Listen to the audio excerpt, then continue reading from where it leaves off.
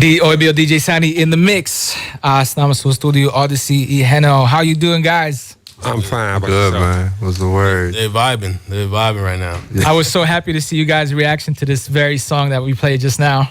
Nah, you caught me off guard. I'm like, I looked outside, thought we was in DC for a second. Real quick. Let me find out these band was cranking up.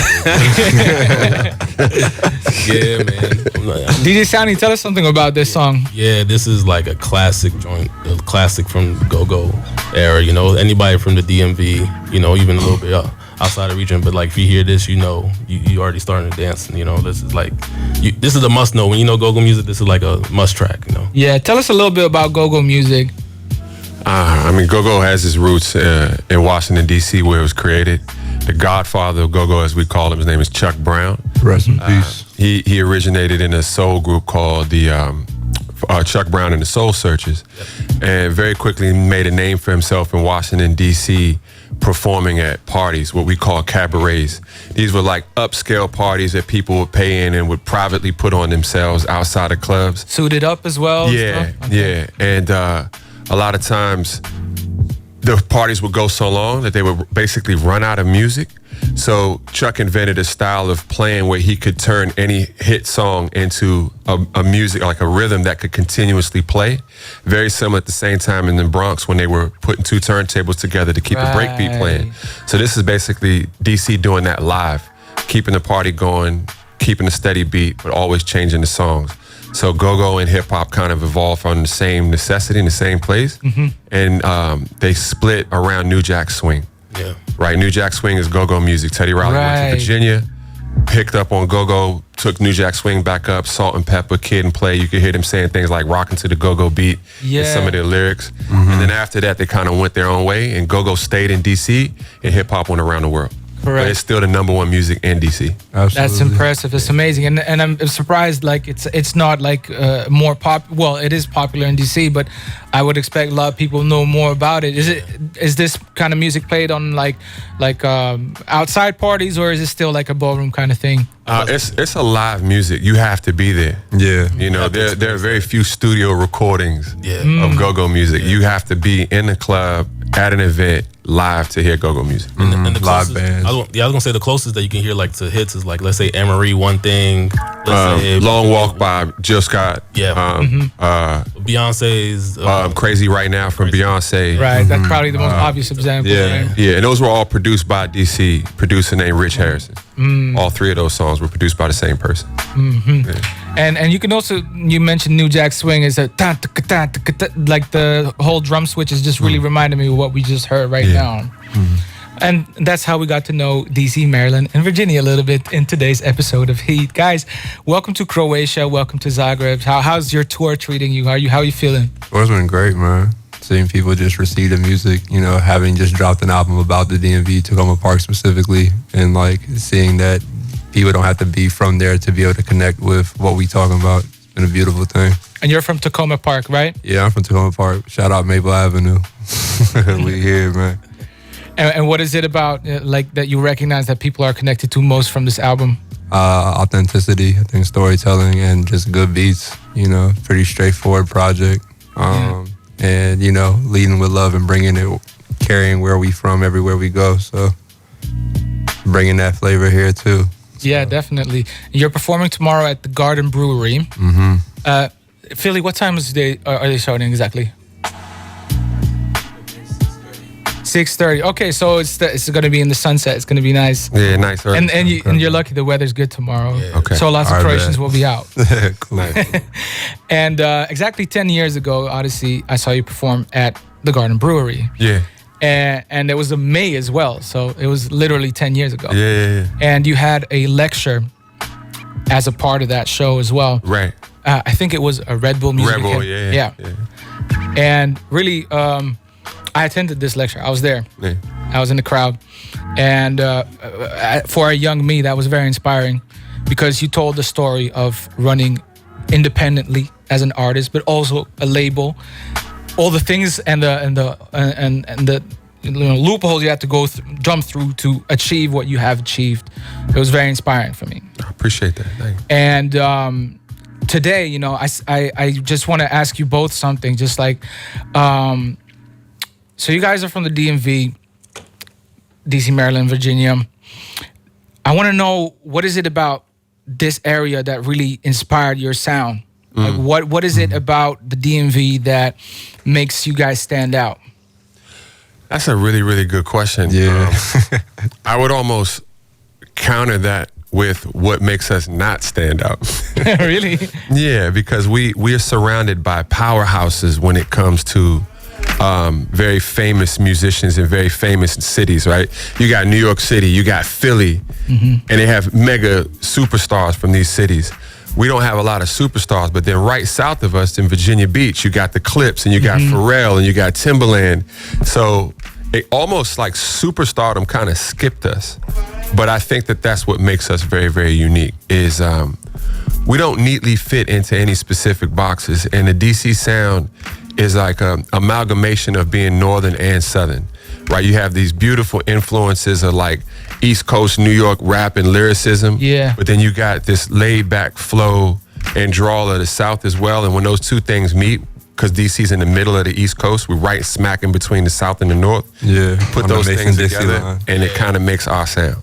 But you can kind of hear with, like, let's say IDK, Wale, Right. things like that, right? Right. You feel that Philly, but then also that Southern type of tone. Right. Yeah.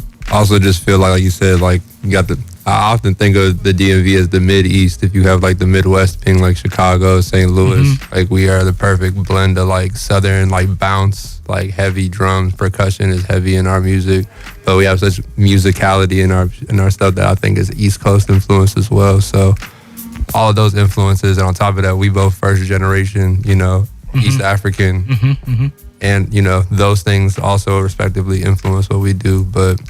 At least for me, I very much carry a lot of DMV energy. I'm wearing New Balances right now, you feel me? Like carrying energy and like sauce just from our city, just because I feel like some people try to like hide or like change where they from based on, you know, wherever, you know, where it's convenient, but I'm me all the time. And I feel like you gotta who could like be rock. you but you? Yeah, you gotta be proud of that, you know? Yeah, So, 100%.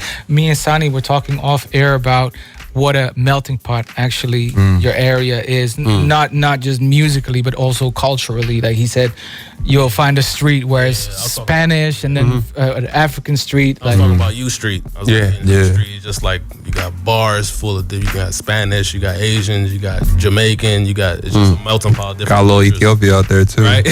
Yeah. Yeah, everybody has their own enclave in the Yeah. DC area. Exactly. Like there's a Persian one, a Korean one, a Vietnamese one, Nigerian, West Indian, you know, specific Latin communities as Ecuador, El Salvador, like Peru, like everybody has their own little enclaves, you know, but we all mesh together as well. Very, very diverse part of the United States. Yeah. Very interesting. And I can hear that in your music as well. And specifically, how did you guys connect? I only managed to find that you have a song since 1 year ago, but did you guys work before that? Did you know about each other? How did this combination happen? You want to lead away? Yeah, sure. Basically, my brother Mad Keys, shout out to Mad Keys, he and I had put out a record called Healing Out Loud, and he was set to open for Oddisee in Europe last year. And I was already planning on being in Europe. So it was like, hey, like, I'm already going to be out here. Y'all doing a whole tour. Like, what's good with doing a couple of dates? And we ended up clicking in Sweden. And we talking about real Maryland ass shit in Sweden, you know. And fast forward, I ended up not only doing a couple of dates, I ended up doing the entire tour, which was like 27 shows or something. Like, getting to see Europe in that way for the first time was crazy. And, you know, I feel like you can't live with everybody, you can't travel with everybody. But the fact that the tour went so well and just us just kicking it and being with each other for like that long. We were homies in another life. Yeah. For sure. Essentially. So it was just like by the time we came back, you know, around the way, like back to the States, it was just like, let's just make some shit. And you know, I it's funny, I had a project that I put out late last year called, that's what I call Heno Volume 1. And I wanted to get him on that project, but I needed a beat from him for like something else, just to be like, I need one more beat from you. And I'm kicking at his crib, we in New York, and he's just playing me beat after beat. I'm like, that's dope. that's dope too. That's dope. And he was just looking at me like, bro, you know, it'd be easier to tour together if like we just made a record. Like, how fast can we, you know, how fast can you make an album? And I was like, what are you talking about? Like, fast forward, like we pretty much made the record that you hold in your hands. Made that in like a week. From Takoma With Love. Yeah, it was made. I'm just pointing it up to the camera right now. Recorded it in a week. Yeah. Wow. Yeah. Like sequenced it, like everything. He gave me 70 beats that like day, and then just came back like 4 or 5 days later. Like, all right, here's tracks 1 through 10. All right, we got track 12. Like, we just need one more, and then boom. I really like the cover of it as well. It's like, is this tea or coffee? Coffee. He's holding a jebena, which is like an Ethiopian, like kind of like a pot. Ceremonial pot for like how we traditionally make coffee, but nice. That's something that Heno and I have in common, is me being Sudanese and him being Ethiopian. Our countries are neighbors in Africa, and we share the same culture around coffee. Even though we speak Arabic and he speaks Amharic, our words for coffee and the apparatus you pour it from, we use the Ethiopian word. So, and that is jebena. Jebena is the pot, and we call coffee bunna, but they call it bun. Bun or bunna, we use it. Interchangeable. So it's like, it kind of, you know, obviously with traveling, with like making a bunch of music, also being from the DMV and having like East African ties, it all makes sense. It was just very niche overlap in a lot of ways, where it kind of just sped up like, okay, cool. Like, and now he's damn near like been a mentor, you know what I'm saying, amongst other things too. So it's been a great like relationship growing. So nice. It's authentic. I can tell. You don't just make an album and go on 2 tours with someone in a year and being like you guys connecting. You can't force this shit, you know. So and I can hear this in the music. Absolutely. Appreciate that. From Takoma With Love, Oddisee and Heno. Very, very cool. I love it. I love the art as well. Shout out Arthur. Shout out Arthur Bonak, man. My Polish homie from Yonkers, New York, who does all my artwork, man. Yeah, Arthur did that. Yeah. Polish homie from Yonkers, New York. Yeah. If you actually turn the vinyl around on the back, that's the map of Takoma Park, Maryland, where we from. Where I was from. So that's the intersection really nice. of the border of DC and Maryland. Like, you could literally have 1 foot in each. Like, so yeah, that's just, you know, just wanted to throw that on there. But super nice. Yeah, he went crazy. Shout out to Arthur. And would you guys be willing to do a song? Yeah, for live? sure. Yeah, no problem. I got the instrumental for MIMS. That's an abbreviation for Make It Make Sense. Make it make sense. Because sometimes, I mean, you can't. What it look like not making sense? You know what I mean? Like, come on. I'm gonna play the instrumental in a second. I just gotta turn off the sidechain over here. Yeah, we ready, man.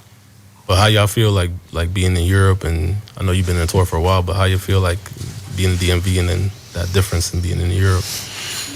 People are people. People are people, right? Yeah, it is. It's humans. Yeah, the cultural difference and things like that. Yeah, you know, maybe it's probably better suited for him, right? For that, yeah. I know me, I felt like the difference for me was like everything is a little bit more fast paced in DC, you know, right? And then over here in Europe, it's kind of like more, you know, relaxed. People definitely take their time out here, which is good, you know. I think there are pros and cons to everything. The grass is always greener. I think, you know, I love how scenic it is out here. Yeah. I love how, you know, people really support independent artists and music out here.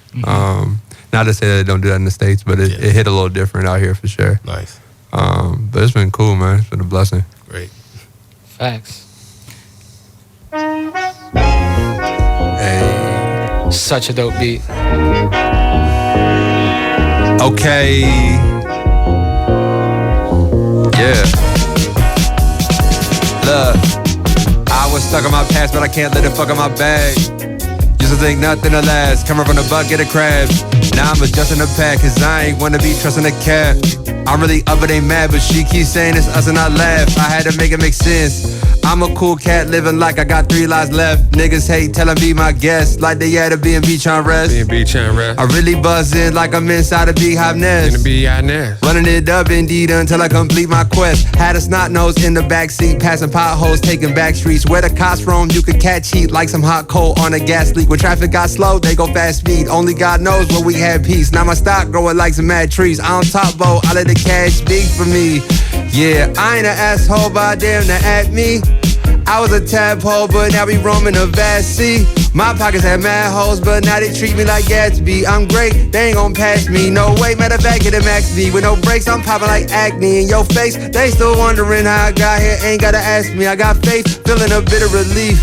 You don't even know the half of it. I can really put receipts just to show you all the math of it. Like, I was stuck on my past, but I can't let it fuck up my bag. Fuck up my bag. Used to think nothing to last, coming from the bucket of crabs. Now I'm adjusting the pack, cause I ain't wanna be trusting a cab. I'm really up and they mad, but she keeps saying it's us and I laugh. I had to make it make sense. Yeah, I had to make it make sense. For real, I'm stepping away, it's making me tense. Yeah, I was raised to go playing the game while these niggas stayed on the bench. Never been faced by the hate of the shade, cause I had to make it make sense. Not around, but I ain't out of town. Yeah. Out the way, but I ain't out of bounds. Sky's the limit, you can find me sitting. That's a lie, I'm kidding, yeah, I'm lying down. First class flight, worth that height. Never did it, you should buy it now. Pay for peace, the only way to keep you safe. Any you ever wake and not be found. Just today, I had a rack of stress, was on the D&D so I could catch a breath. Kids crying, I was busy driving, and my mother called me, so I had a text. Stop sign, and I almost ran it, cause my vision stranded on Mach 5. I don't rock with it if it's not hitting, so your top 5 is not mine. I'm a legend living when you speak to me, it's when you better listen, keep the message quick. I don't have the time to kick it like I'm Tip, I'm on a quest to get it, this ain't for the vibe. Boredom isn't something I'm familiar with, cause I got interest in exploring fine. Scrolling, but don't nothing soaking, what's the motive if it isn't for the mind? If I'm in a bit of photos in the kitchen, if I'm up to get it, no, I'm on the grind. Yeah. Let me cook if I'm ahead to look, then I can show you how I did it, I don't mind. But if your hand out with no pen in it and no notes taken, then you take offense to my tap water saying don't quench. Know what? I don't know. Yeah, I was stuck on my past, but I can't let it fuck up my bag. Fuck up my bag. Used to think nothing to last, coming from the bucket of crabs. Now I'm adjusting the pack, cause I ain't wanna be trusting a cab. I'm really up and they mad, but she keeps saying it's us and I laugh. I had to make it make sense. Yeah, I had to make it make sense. For real, I'm stepping away, it's making me tense. Yeah, I was raised to go playing the game while these niggas stayed on the bench. Never been faced by the hate of the shade, cause I had to make it make sense. Yeah. Yo, make some Okay. noise. Wow.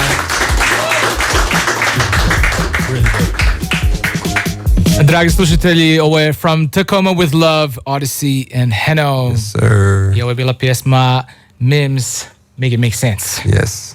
Oh, by the way, did you guys sample any like East African jazz?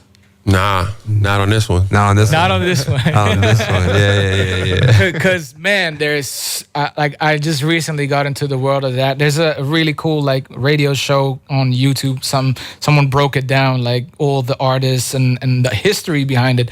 There's like a whole like an incredible scene like in Ethiopia specifically. Ethio jazz, man. Wow. Yeah. That's And also- Nas sampled that as well on the joint with Damian Marley. I think. As we enter. Yeah. That was that song. Yeah. So yeah, there's a lot there to be sampled, right? Oh, for sure. We were. I mean, I ain't gonna say too. You probably already did some. We're working on something. Yeah. Anyways, I'm in touch with another DC producer. His name is Reggie Volume, Arval. Okay. Maybe you know him. He currently has a group called Black Moss. I really like them. And Oddisee, he put me onto your early music because I wanted to know more about you. So I wanted to kind of ask someone who's from the area, who's in music as well, to kind of get a better understanding of what your kind of influence was in the area. And he told me about your early group called Diamond District. Yeah. So tell me about Diamond District, and was this kind of your entrance into becoming an independent artist? I formed Diamond District out of just a desire to kind of fill in a void, you know. There were a lot of albums that come out from different cities where it educated the listener on the environment that they were being exposed through music, right? So if you were listening to a West Coast artist from Los Angeles, you were familiarized with where Crenshaw was or where Compton was or South Central.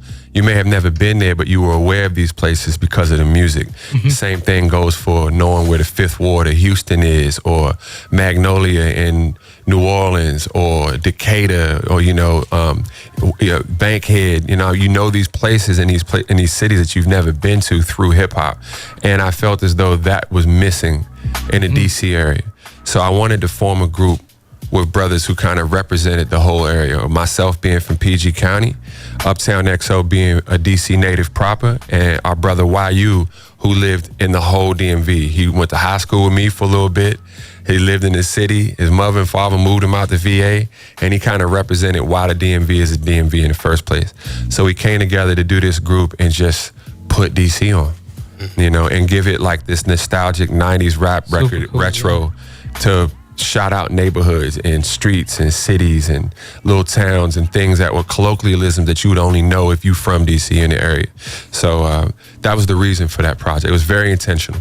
Cool. We earlier we played I Mean Business and Streets Won't Let Me Chill. Yeah. And I also wanted to ask you, like the production was, like you said, very 90s kind of based. Was that intentional or more just your taste at the time? No, it was incredibly intentional. At the time, underground rap and independent rap was very, very electronic. You had Flying Lotus, you had Hudson Mohawk, you had a slew of artists who were experimenting, who came from sample-based production, started to use a lot of heavy synth work, which is fine. And I like that, and I did it too, but I like to exploit opportunities. So when everybody went synth, I intentionally went and did an analog record so it would stand out. Yeah. Just to piggyback on what he just said, even with shouting out specific areas, in like both within Diamond District, what he was doing, and then other music, that's also another through line with go-go music, because like with go-go music, like you got bands and certain people from different neighborhoods, and like there would be whole sections in music where you're shouting out specific neighborhoods and people are dancing representing their neighborhoods. So that's another like kind of loop of emphasizing like, you know, certain areas, and you would only know if you listen to the music. So just wanted to interestingly, you just reminded me when you mentioned electronic music, I just got reminded of one of your songs with Felix. You had like a drum and bass kind of. Oh yeah, my brother Felix, man, shout out to him. Yeah, I produced that one. You talking about Relief? It's called Relief. Yeah.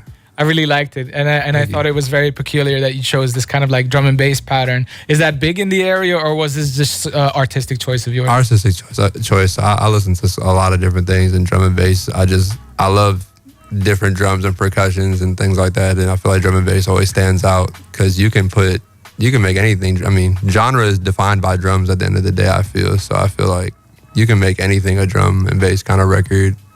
That kind of just stands out. So I have a couple of records in my catalog where I just play with drum and bass, but that was just an artistic choice. Super cool. And for those who don't know Felix, he popped a few years ago with Brent Faiyaz, Upset. Super big record. I love it. Tommy Richmond was on that record too, and he popped like a year later as well. Other DMV artists, you know. And Felix, he's got Van Buren Records. That's his thing right now.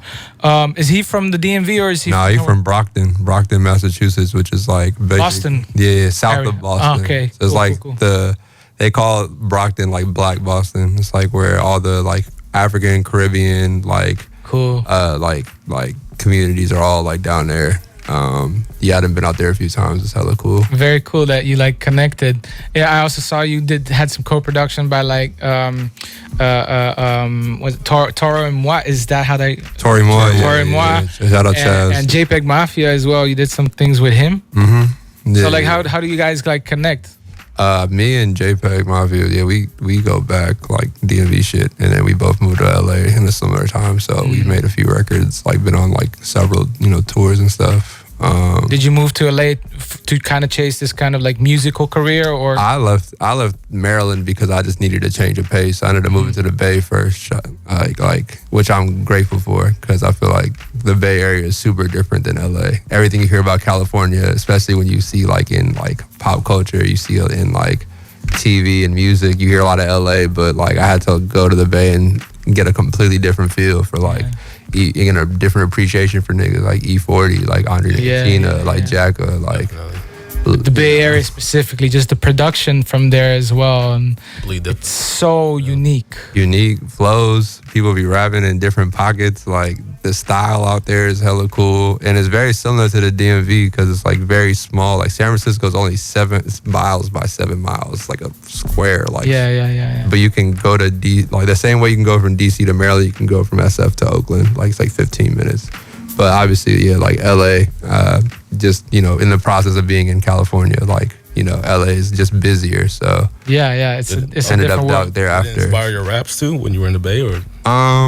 Being in the Bay, I would say I definitely got some influence being out there for sure. But also just the way people move, which is similar to the DMV, because people don't really care about what you do and who you are. It's about the type of person you are. Do you have integrity? Do you have morals? Like, do you have like a good head on your shoulders? Like values. People really respect you off of that. And I always move off respect, which I learned in the DMV, but saw it was also like very important in the Bay. And also in certain parts of LA. But LA rap was definitely coming out to the DMV, like growing up, like listening to Pac, Snoop, listening to Ice Cube, shit like that, from my older brother and stuff. So I knew I was gonna make it out to California at some point, just from what I was listening to and I was exposed to at a young age. So, but you know, home is always important, you know, to emphasize that. Everything of going out there was to come back and bring it back home. So doing a record like this, like from Takoma With Love, is always the, you know, I love how important. this record looks and everything, guys. It's really good. It's beautiful, man. Beautiful. Thank you for this record. I appreciate y'all. Also, Oddisee, I actually said it that we would talk about it in the beginning of the show about this lecture that you had. I want to talk about your basically endeavors through your independent, running an independent label. Well, you didn't do it alone, but you are very important to this label called Mellow Music Group. And it actually, where I'm going with this, when you became popular, it was like this era of internet that was, I would call it the pre-algorithm era. Sure. And it democratized music consumption, but in a way that people connected naturally online. Absolutely. You would find your music or Diamond District on MySpace, right? We were. I'm just saying as an example. I'm trying to think of the timeline because I built a website, and you had to put your email address in to get it for free, and then we would collect the data from the email addresses. So we had to get the album from the website. But you'd make some kind of mailing list. Exactly. The point I'm making is this connection that you were making, it wasn't algorithm based. No, it was literally people connecting from website to website, blog to blog, right? And so it was just kind of what was happening in real life, but online. Absolutely, yeah. And it allowed labels like yours to flourish because you had a great idea and people naturally connected with it. Absolutely. Yeah. So at the time that I met you in 2016, you guys had Pete Rock dropping on your Mellow Music Group label, and Apollo Brown and Well Chris and incredible artists. Yeah. But now, I see with the internet becoming less democratized, more algorithm based. I'm sure that posed a lot of challenges to staying independent to you too. So I want to see from 2016 onwards, what were the challenges that you had to face running an independent label? COVID. Period. COVID. Yeah. That was a big one. You want to talk about anything after 2016? COVID. Damn. Yeah, that was a huge one. That's the elephant in the room. The virus in the room. So you could have dealt with everything, even like the Spotify playlists and the algorithms creating everyone's taste. You could deal with that. To be honest with you, I can't replicate my path. Today, I couldn't give advice to someone to say, do exactly what I did. Because even in its inception, I never really complained about Spotify. Because Mellow Music mastered how to work with quantity and quality. So streaming, works by units every time you play the song. So I make a salary from streams every year, right? I make somebody's salary from streams, whether I put an album out or not. So for me, it's just an additional form of income. If it was my sole income, maybe it would be an issue. But the money that my catalog in its entirety generates from streaming is a livable salary, right? Cool. But the entire ecosystem started to collapse around that time, around 2015, 2016. There were cracks before COVID, right? The consolidation of the music industry went far beyond just algorithms. We're talking Live Nation and Ticketmaster, right? The reality of that merger really started to hit around that time, and it only worsened after COVID. You got exorbitant ticket prices. You have an absolute zero ability to promote. Everything is dependent on the artist to promote now.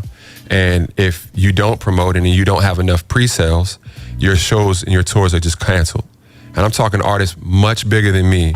They could be 2 weeks away from going out on a massive North American tour, and their tour will be canceled based on pre-sales, because it's all about profit margins and shares and people who own shares in these companies, and they want to increase revenue and return on investment. And if they catch a whiff that they're not going to, they maximize the ability to cut corners and then cut their losses and conserve money. These are the things that have affected people like myself deeply. Live Nation owns over 80% of the music venues in the United States of America. Yeah, bought most of them during the pandemic when venues were having to close down, especially a lot of independent venues. So try being an artist who is not signed to Live Nation but touring the United States. You'll find yourself regardless in Live Nation-owned venues, and you're treated horrifically, and your shows might be moved in a day's notice to another venue. You know, and that's disappointing for the fans. Oh, absolutely. Yeah, absolutely. But there's a case going on right now where I think they had like monopoly or something. They lost the case. They owe $400 million. Yeah. But let me put this into perspective. I signed a petition to stop the merger of Live Nation and Ticketmaster in 2008, 2009. It didn't stop it. They merged. It took a senator's daughter who couldn't get Taylor Swift tickets in 2021 for the government to care, and he investigated it in 2021. They were found guilty of an illegal monopoly in 2026, and they only owe $400 million. How much do you think they've made from 2008 to 9 to 2026? Like 100-fold of that plus. It's broken. The system is broken. Yeah. Damn. When you put it in a perspective like that, it's really scary. Terrifying. Yeah. And like as independent artists, like obviously you're doing what you can do, but what do you think? Like, of course, you don't have all the answers. Sure. I'm not trying to make you like, this is what we're gonna do to save the world. Yeah. But how do we go on from things like this? You have to accept that growth is not exponential. Sometimes growth is linear. Sometimes you grow to the left and the right, not up, right? And this is a time where growth is going to be linear, and where everybody's going to have to accept it. You may not end up doing large-scale tours, but you may end up booking shows yourself in individual cities where you have the strongest market, and you may end up funding a lot of it yourself. But guess what? Career as long as mine, this is what we did in the beginning. So for someone like me, it's going back to what we were doing. Or for new artists, this might be terrifying. Yeah, it could be demotivating, I would say. But I love where we are right now, right? These statistics going out saying, oh, for the first time in 2 decades, rap isn't the #1 genre of music. Great. That means it's democratized. So instead of having one artist that sells 10 million records, we have 10 artists that's selling 1 million. Yeah. Right? That's the new reality. We have more Larry Junes. Nice. Right? And I think that's a great thing. I absolutely agree. That's the artist we play on this show. And what's next for Oddisee and Heno? More shows, more albums, shows, more records, music, more music. More life. It's an algorithm. You gotta feed it. Oh, shit. Feed the beast. You gotta feed it. Hey guys, I'm so happy you came to our show. Thank you. Thank you. I'm just gonna say this in Croatian for our listeners. Dragi slušatelji, slušali ste intervju sa Oddiseem i Henoom. Oni su sutra uživo od 18 sati u Garden Breweriju. U 3 otvarate vrata. U 3 otvaraju vrata. Fili je uvijek tu da mi pomogne sa ovim nekim tehnikalijama. Znači u 3 se otvaraju vrata. Event traje do kasno navečer. Njihov koncert će biti sjajan. Bio sam na Oddiseevom koncertu prije 10 godina kad je bio u Garden Breweriju. Zapalio je to. Sad je i Heno s njim. Imaju zajedničke pjesme, imaju individualno odlične pjesme.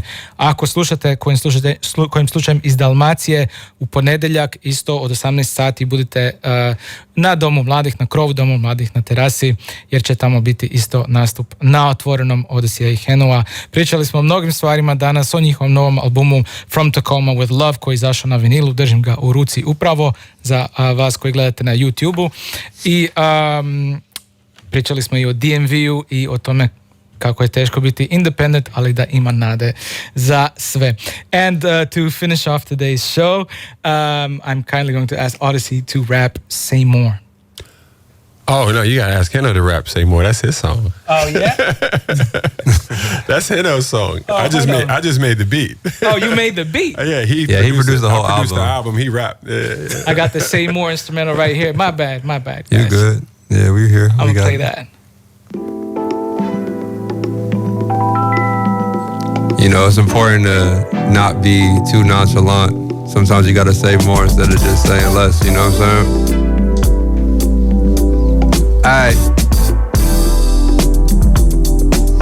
Hey, look, I listen with no judgment, but are you someone that I can build trust with? I don't wanna hit a junction, so I think this here is worth discussing. Cause these birds fly feather when you got cheddar, but it's not pressure, no Neo with you, I got better. When committed, so I ain't tripping, no not ever. Like we tryna rock sweaters in hot weather. How can it be that you supported my objectives, endorse my aesthetic? So sweet you OD like a diabetic. Usually court 9s and dimes, but you a high 11. A pride possession like a slice of heaven. You make a benign impression on myself and everyone you meet plus my Excedrin. With my headaches and the blame with my bed breaks. For the placement when your legs shake is when I take the blame for real. Slide. I told my shorty say less, but she love it when I say more. Are you gonna be here with a sunrise or with a rain pause? I told my shorty say less, but she love it when I say more. I'd rather make love than make war with you. I reciprocate more.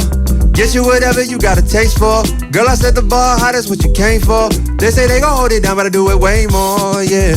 And I don't wanna change course. You the type I might just have to clear the day for. You already stayed the night, but you can stay more. Told you you're the one I pray for. Don't think this is a normal thing, a form of fling. I'm feeding you like Oddisee, your sorrow sweet. I really wanna say more, but I wanna keep it tasteful. Yeah, everything and more to me, important being. Come fuck with me, I'm sure you'll see the joy and ease that comes with being grateful. You're one I'm willing to wait for. Just keep doing the things that you do. Yeah, I told my shorty say less, but she love it when I say more. Are you gonna be here with a sunrise or with a rain pause? I told my shorty say less, but she love it when I say more. I'd rather make love than make war with you, yeah. I told my shorty say less, but she love it when I say more. Are you gonna be here with a sunrise or with a rain pause? I told my shorty say less, but she love it when I say more. I'd rather make love than make war with you, yeah. Shit. I'd rather make love than make war with you, yeah. Hey, let's make some noise. Wow. Yes, I sir. should have prepared myself with like a Funk Flex bomb, but Just so you know. Oddisee Heno live on Yammat FM. I'm so proud. I'm so happy. Thank you guys. Thank you. Thank y'all, man. Appreciate Thank you for y'all, having us. man. One love. See you tomorrow at Garden Brewery Pull up tomorrow, man. and on Monday in Split. Yes, sir. Hvala vam, dragi slušatelji, na pozornosti. Još jednom, molim vas, malo buka publika ovdje. Slušali ste hit. Slušamo se sljedeći tjedan od 18 sati. Peace.